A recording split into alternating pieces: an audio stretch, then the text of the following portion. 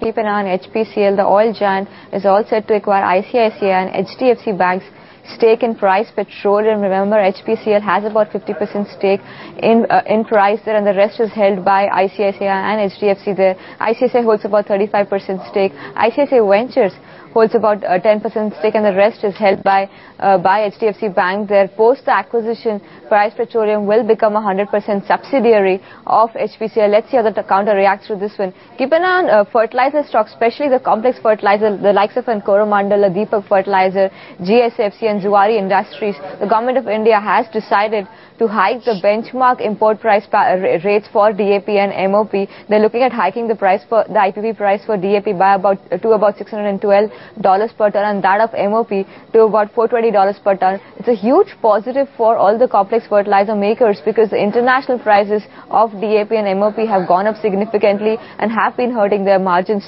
So this will come as a huge positive for the complex fertilizers there. Keep an eye on Sun Pharma. They might sign a strategic agreement with Merck International there. They're looking at signing a marketing JV or a co-marketing pact, and Sun Pharma might look at licensing about 1 or 2 drugs of Merck there. It might be a positive for Sun Pharma. Let's see how the stock reacts.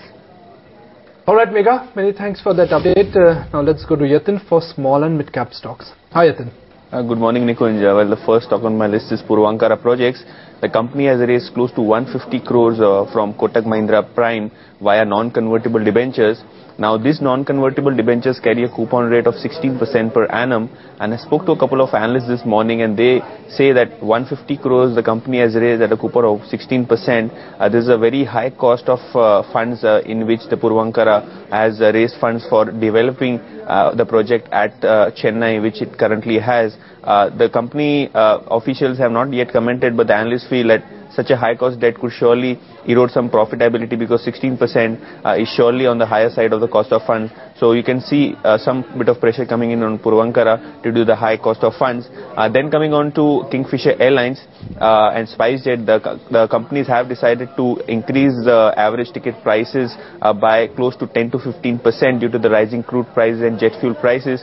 Jet fuel prices have increased close to 30% from January, that is the start of the year. So on a YTD basis, they have not been able to pass on the cost to the consumers, and you have been also mentioning that they have not been able to hike prices despite rising crude prices. So we could see some bit of softness, but not a very positive figure for all these airline stocks.